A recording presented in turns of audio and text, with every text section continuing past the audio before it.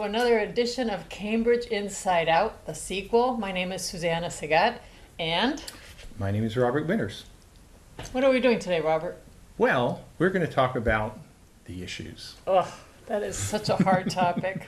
Right. You know, when I was running for office, the issues were so important, and then when I had kids, the school committee issues were so important.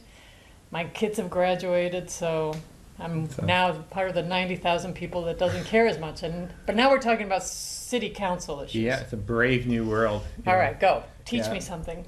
Well, first thing I think is worth saying is that it's an interesting education for candidates when they start going out there with a head full of issues, you know, the really big important thing, and they knock on their first door about to talk about global warming and, you know, and all sorts of horrifying things. And then somebody says, I'm really mad about the neighbor across the back fence or the bumpy road on the street. And then they learn That's that exactly right, as it should be. the actual issues that people care about are often a lot more mundane than, than what people initially think.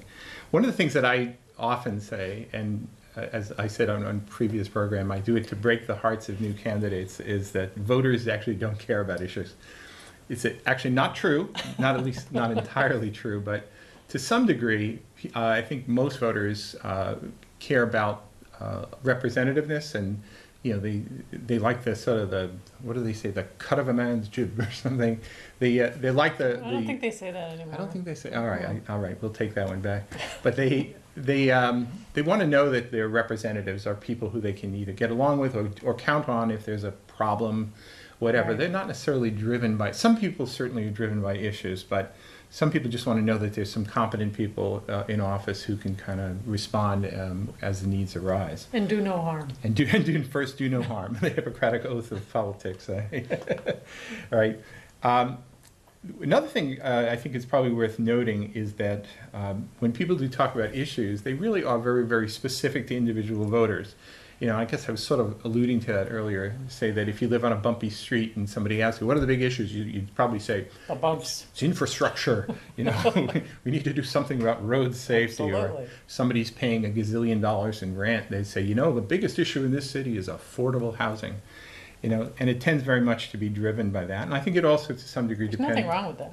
Absolutely no. I should say absolutely not. You know, it also, it's very much a function of people's age. If you're older, there are certain issues that are going to be really important to That's you. right. If you're a young hipster, you know, just coming out of the stables, you know, you want to know that you got fancy, you know, nice cafes where you can crack open your MacBook You know, Pro. you can be an old hipster. You can be an old hipster too. Don't you dare call me an old hipster. All right. Another thing I think worth mentioning is the degree to which the big issues have changed over time. You know, having been watching city council affairs Is that now true? for a few decades, and I think the same thing can certainly be said about school committee as well. If you were tuning into a city council meeting or listening to candidates back in the early 1980s, you might have actually heard talk about the need for redevelopment for old industrial areas where things were run down in order to produce, you know, so we can keep the tax base going. And of course, by the time it rolled around to the 1990s, and it was the reaction to that, because everything was talking about, oh, the horror of overdevelopment in the city. And this gave rise to groups like Cambridge Citizens for Livable Neighborhoods, and there was a parking freeze was imposed, and various downzoning efforts followed. Another thing that was big in the 90s was rent control, or I should say from the 70s through 1994. And if you were a candidate in those days, there were really three issues, as people have said: rent control, and rent control. That's right. All right. And post 94, that changed somewhat. In fact, I think it's fair to say that if you kind of watched the actions of city councilors and city administration, there was very much a trend toward developing new housing. One of the responses to the end of rent control was, you know, the creation of the Affordable Housing Trust, and in general, creation of housing, but certainly affordable housing in the mix. I think it's fair to say that as we rolled into the 2000s, if that's the correct way of saying it, The aughts. the 20-aughts, then you started to see, again, a refocus on economic development. I don't know what the change was, but the downzoning petition mania of the mid and late 90s had sort of faded a bit, maybe because it had succeeded in what its goals were. And you started to see more of a promotion of economic development. And I think probably the best example of that is just take a trip through Kendall Square today, and you'll see where things used to just be broken down lots and old Boston woven hose buildings are now. Space. It's the hotbed of entrepreneurship in America and the biotech industry. And that was not by accident. There was very much intention on the part of city administration with a lot of support from the elected officials to make a lot of that happen. And I think as you get into the last few years, I think the development of those areas got refined to, I guess what people these days refer to as smart growth. There was a lot of really fancy, thoughtful transportation planning to allow for economic growth, and miraculously leading to actually little or no increase in auto use as there was a transition toward a lot more emphasis on bicycles and public transit and just people living closer to work. So things have certainly changed, which kind of brings us up to more or less to where we are today. Now, one of the things we were kind of lucky that this week, the Cambridge Chronicle, the oldest weekly newspaper in America, I believe, right? In addition to producing... Which we've subscribed to since the beginning. Since 1840s or 50s? My God, you don't look a day over 112. Right? But they came up with candidate profiles, and actually in the candidate pages that I maintain, I actually put in links to all the Chronicle profiles as well, so a little one-stop shopping going there. But they also put out a question of the week. And in this question of the week, rather conveniently said, what are your 3 top priorities? So I went through those. This is for the city council. For this, yeah, and they're going to do the same thing, I think, for the school committee shortly. And it's unfortunate, sometimes the school committee, which a lot of people with children really care about what's going on there, often gets kind of second-rate status in some of these discussions, and it really shouldn't be that way.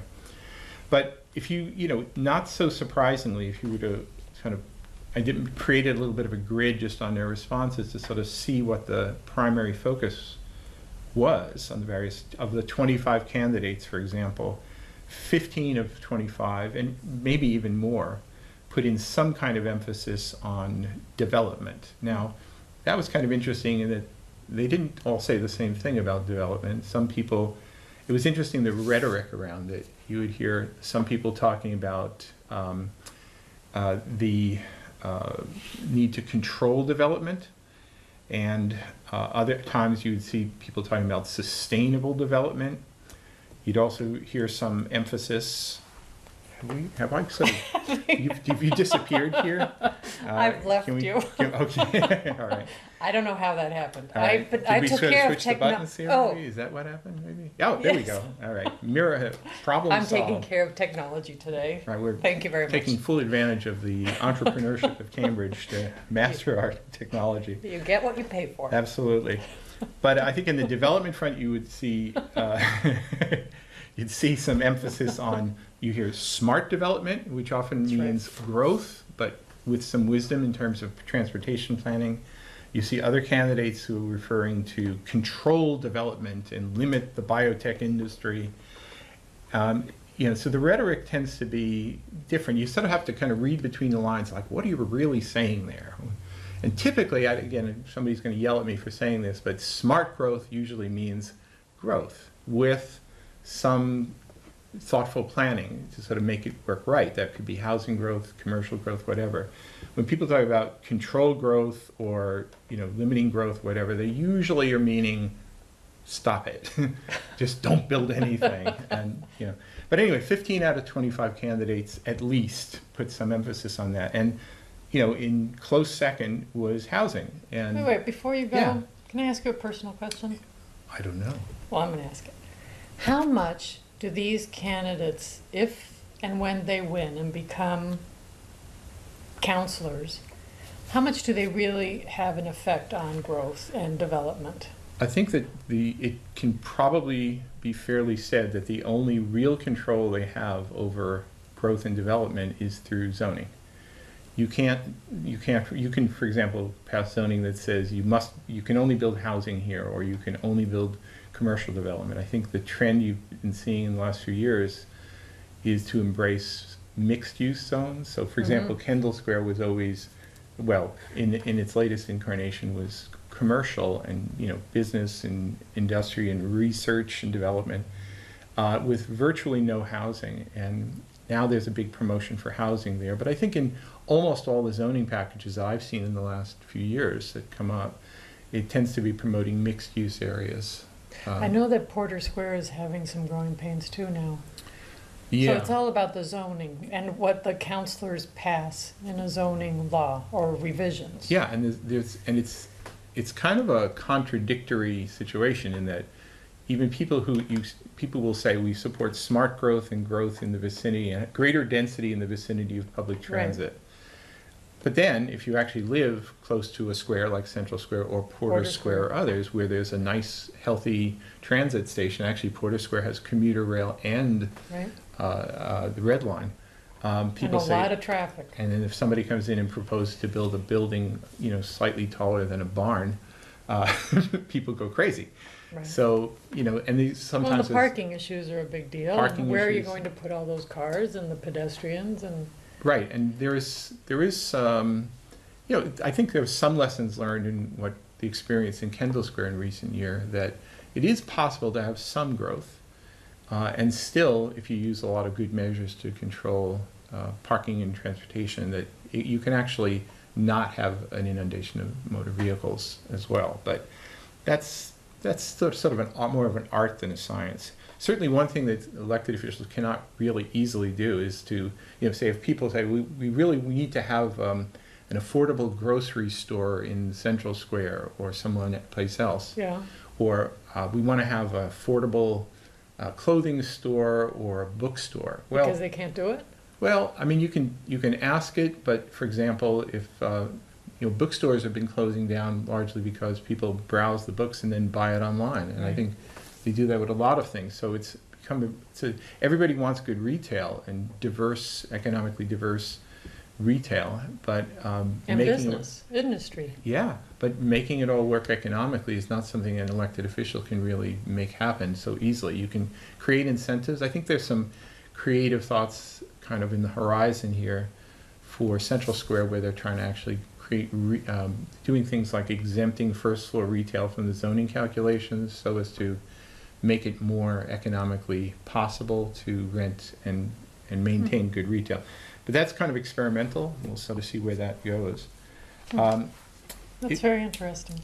If you were to roll the clock back a few years and just sort of watch what the principal focus is as far as what the city councilors actually do, there's some big issues that have come and gone. I think one thing, actually, if you go back even 4 years ago, you started to see a rise in calls for using technology better in government. Absolutely. Open government, e-gov is a phrase I've heard. And that's actually been continuing now for almost 4 years, and I think Councillor Chung has been sort of one of the leaders in making that happen, but certainly he wasn't alone. Well, that came from the ground up. I think a lot of people were anxious about that. Yeah, I think it's just with the rise of technology for everybody. Right. It's a communication tool that people are expecting to use. Yeah, and I think there's some efforts to try and make city government be responsive to that. There were other issues that were kind of inflammatory. There was the Professor Gates and Sergeant Crowley incident that was now, I think it goes back about 4 years now, I think, about that. What did the city council do there?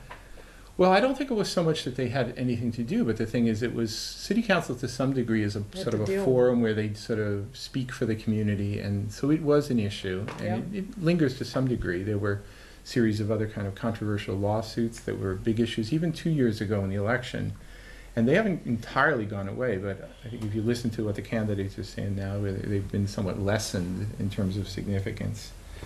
I think probably the biggest thing that's been sort of in the works for the last 2 and 4 years has been a real focus on, well, getting back to the development issue in Kendall Square, Central Square, and nearby. There was a big process. Actually, I think it really began with Councilor Reeves putting in orders. It's City Council looking into infrastructure in Central Square in preparation for a bio conference of some sort. But that quickly morphed into a wider discussion about the future of Kendall Square and Central Square. And that's been really an interesting part of what's happened for the last few years, in that what began as sort of a let's look into this, so make sure the sidewalks are repaired and whatever, turned into a whole study called the K2C2 process, where there was What's K2C2? Kendall Square, Central Square. Oh. I think it was I thought it was some mountain range. sort of an inside joke at the Community Development Department. But Okay. anyway, so they had appointed a K2 committee, to an advisory group for them, and a C2 committee for Central Square, and they worked with a consultant, Goody Clancy, to come up with not only zoning recommendations but also non-zoning recommendations that might be a part of what happens in the future in Central Square. Somewhat simultaneous with this, and I think by no accident, since there was city focus on these two squares, there was simultaneously zoning petitions coming in from MIT, called the MIT Kendall petition, to do some redevelopment on one side of Main Street in Kendall Square. And around a similar time, there was a similar petition that turned into a big controversy here close to Central Square it was the Forest City MIT petition. Oh, Yeah, and that, I mean, it was independent of the K2 and C2 processes, these zoning petitions. Some of them actually kind of got punted, kicked down the road, kicked the can down the road, and then came back as these planning processes wound down.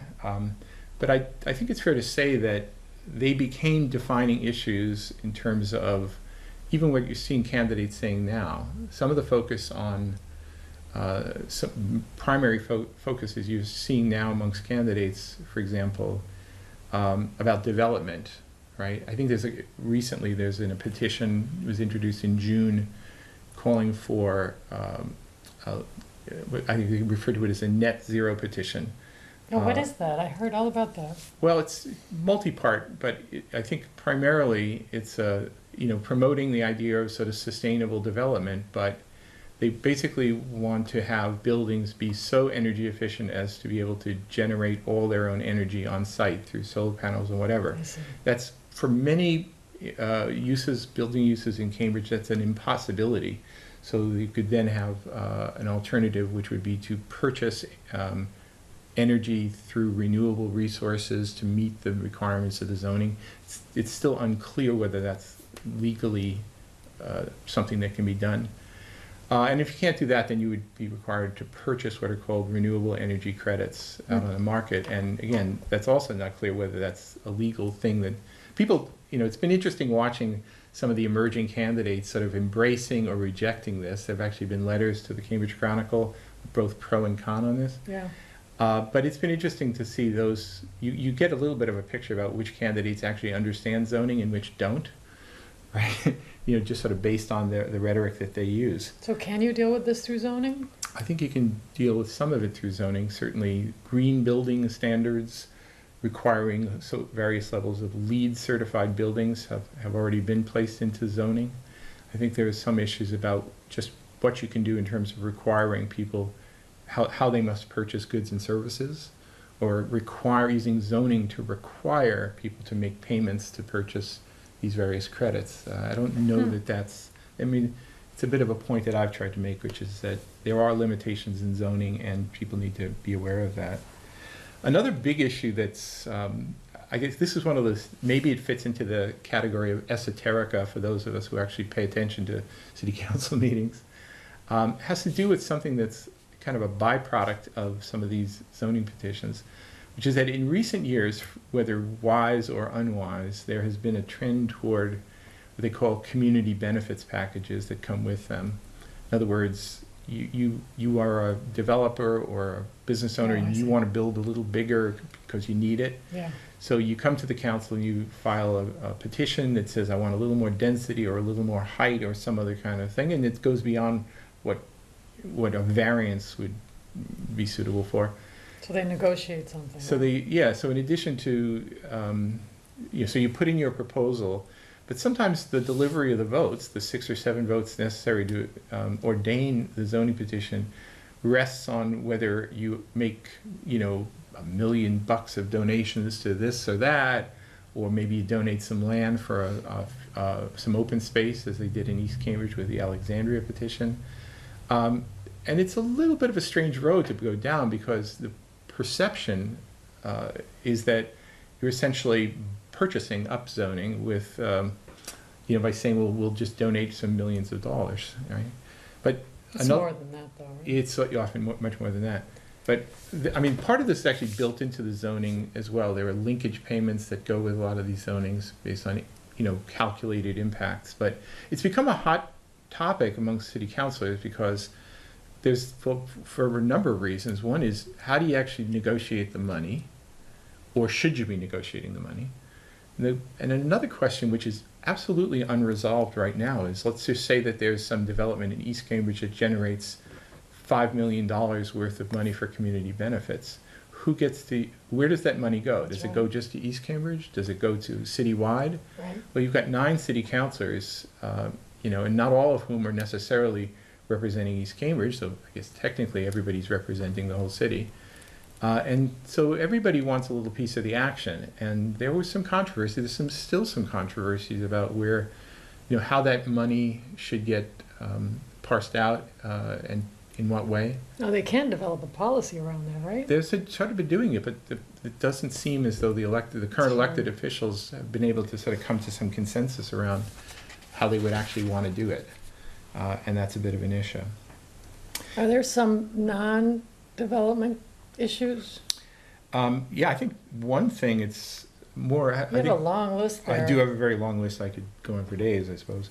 One thing I think has to do with more about day-to-day quality of life issues. We're actually sitting in the studio looking out at the Dumpling Festival in Central Square right now. There's people all over the place, and walking here today, you saw sidewalk dining has become kind of the standard in the public squares in Cambridge. Well, honestly, that didn't used to be, and it didn't happen by accident. There were public policy decisions by some of the sitting councilors. I think of Councilor Reeves very high on the list for this, who were promoting sidewalk dining and better use of the outdoor space, and it's really transforming a lot of the squares. Yeah. It's also creating some conflicts. If you happen to be living next door, and then upstairs. You've got a lot of big sidewalk activity. Right. Late at night, for example, it could be a bigger issue. There was actually a zoning petition that would have actually allowed some of the nightclubs and bars that are currently have to front in Central Square, have frontages on Massachusetts Avenue, to open on various side streets, and it was liberalized a little bit, but it didn't sell to have those opening out onto the little side streets. So there's definitely some conflict associated with that. Another one of the fixtures you see now is in Cambridge is the growth of, we see hubway bicycles now everywhere. People are using them quite a bit. You see pedicabs. People are actually, picking up passengers and doing that. This is definitely a different looking Cambridge than what we saw in the past. But each of these initiatives actually did require some, at least modest, intervention by city council as public policy decisions to actually make some of these things happen.